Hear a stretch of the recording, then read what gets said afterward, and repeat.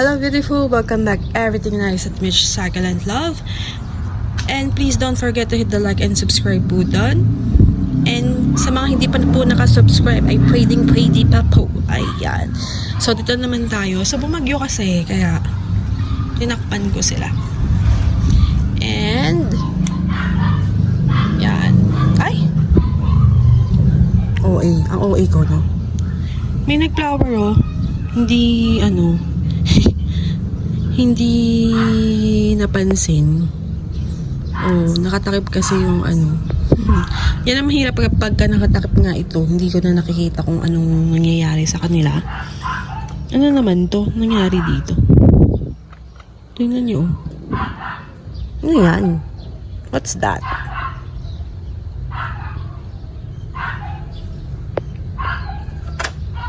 Ayun, so magpa-flower yung ating variegated na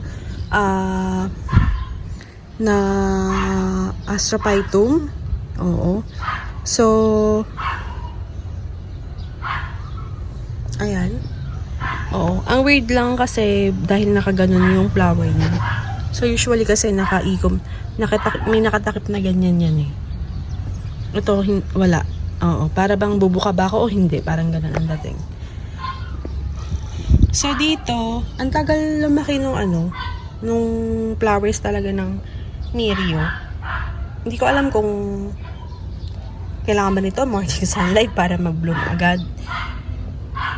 Kasi nag-flower din pala to. Hindi ko nakita, B. Sayang naman, ang ganda pa naman ito. This is yung Shinshowa Akabana natin. Diba? So ito yung perfect perfect na multicolor na nakuha sa mother plant. Oh, na siya? Kung napanood yung vlog ko, na siya? Rooted na siya.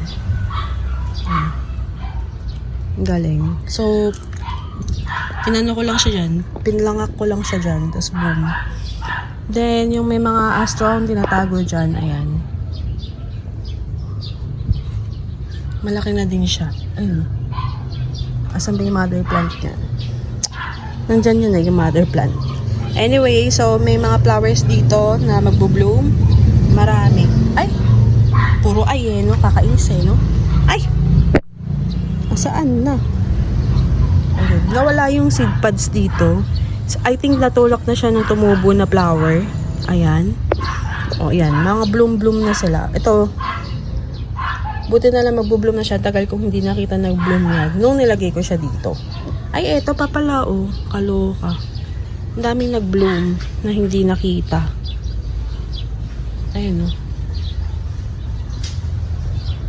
Ito, stress na to. Madalang kasi tayo magtubig. So, kapag hindi nagtutubig is lumalabas yung stress color din nila. Parang succulent din talaga.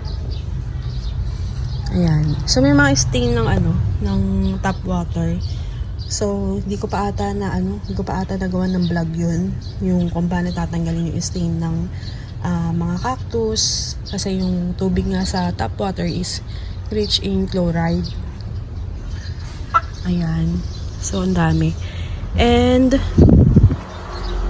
eto, magpa-flower din to. Choco Astro. So, ang gaan ng mga pot kasi hindi na natutubigan.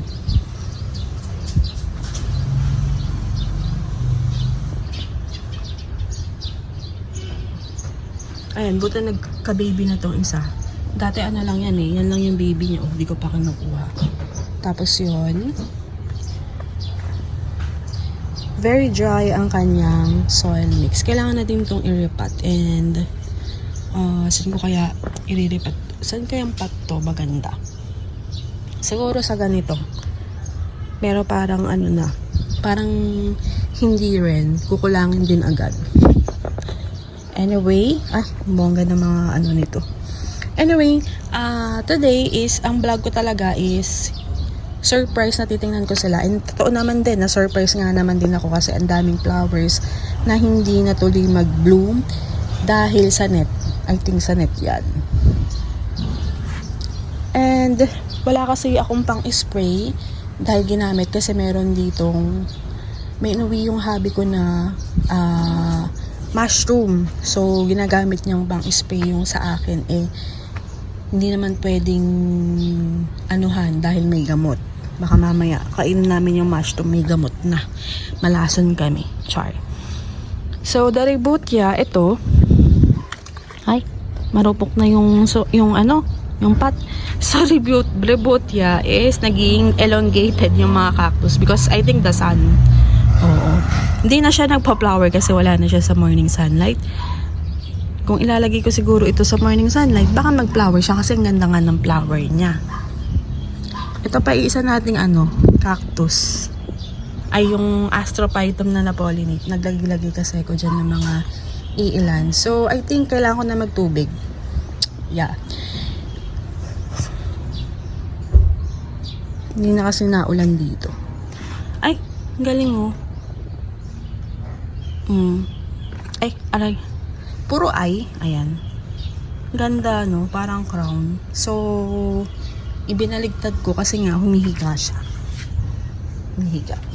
Ay, ganda ng flower. Kabab. Ito rin, hindi na makita si Lolo at si Lola.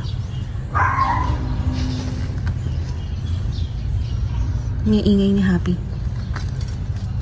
Happy! Hindi ka nga dito, Happy. Ang dami kong mga bacon pot dito. Ay, eto din, nag-elongated na itong dalawa na ito, kabo. Tapos na nga natin to, ang pangit. Ang dami ko palang dito, mga bakante na pots, di ba? Hindi ko na din alam. Ay! Nag-rot siya, sayang naman. Anyari? Hindi mo na ako nahintay. Hindi ko na siya naripat Baka pag nagdilig dito, tapos nahuhulog dyan. Tapos, weird because nahulog yung flower niya dito. Ano kaya nangyari dyan? Parang kinalas. Ganon. So, ang pangit na ng side na to. Hindi ko na rin siya maayos. As well yung nasa baba, kailangan na ding bunutan ng damo.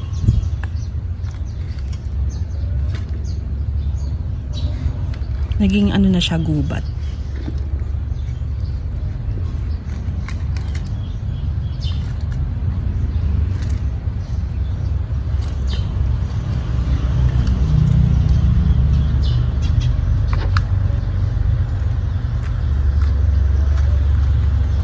Parang din kasi to, protection nila sa araw pagka sa hapon.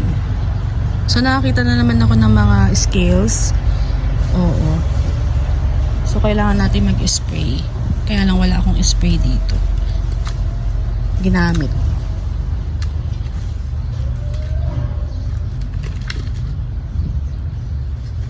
Dami bongga. Tapos may dragon fruit pa ako dito.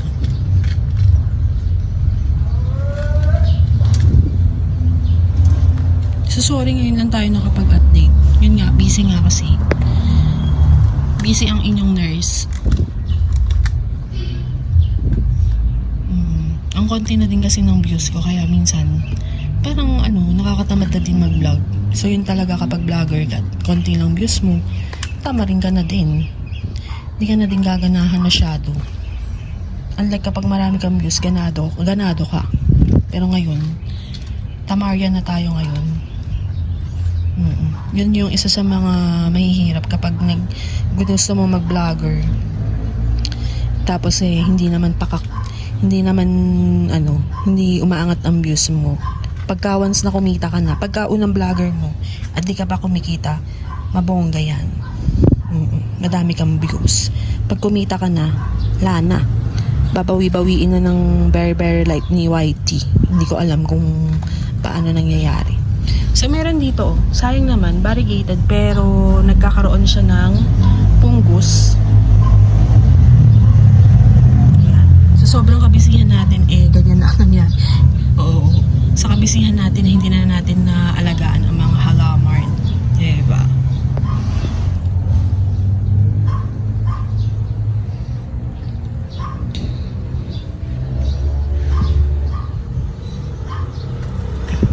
Meron din ako namatay na dito, cristata. Ayun pa na-dry. Minsan yung pagre-repat ng cristata, din siya? Ang tawag dito? Daming langgam kasi sa damo. Ay, natanggal yung natanggal yung pot mismo.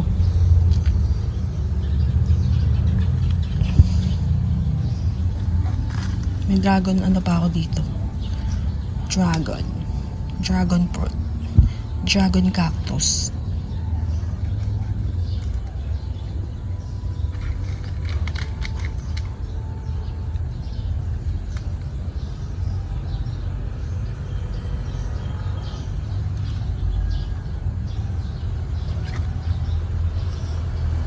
Yung ating super bomb. Ayan. At pala hindi ko tinanggal yung sa side na to. Para ano. Para may pantakip. Kailangan na din talagang ayusin tong ano na to. Pwede ko pala dito itanim yung mga succulent. Dito dati yung ano ko, yung mga tawag dito. Yung one row.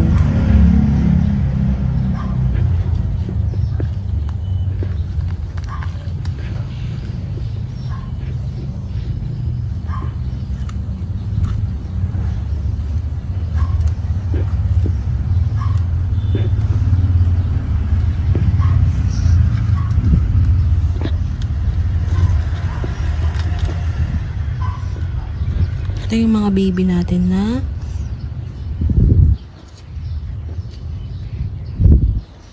yung mga pinagpipigtas ko sa mother plant. Ito yung iba.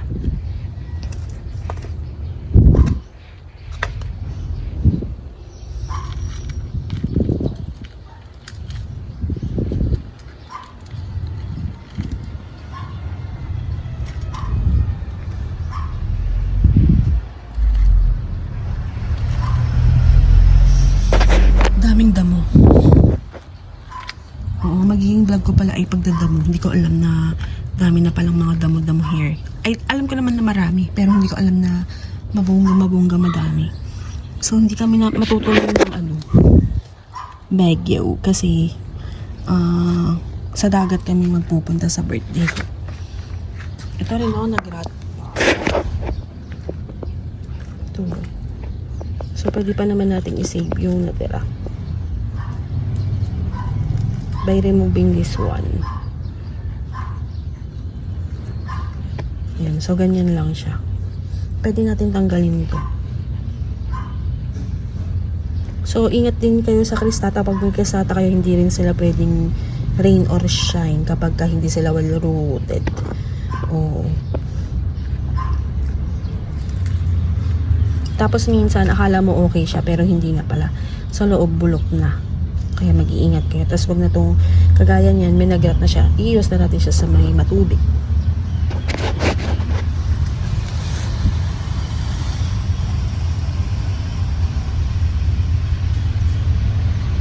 Pangit na tuloy. Tsaka na. Neglected na itong mga cactuses natin.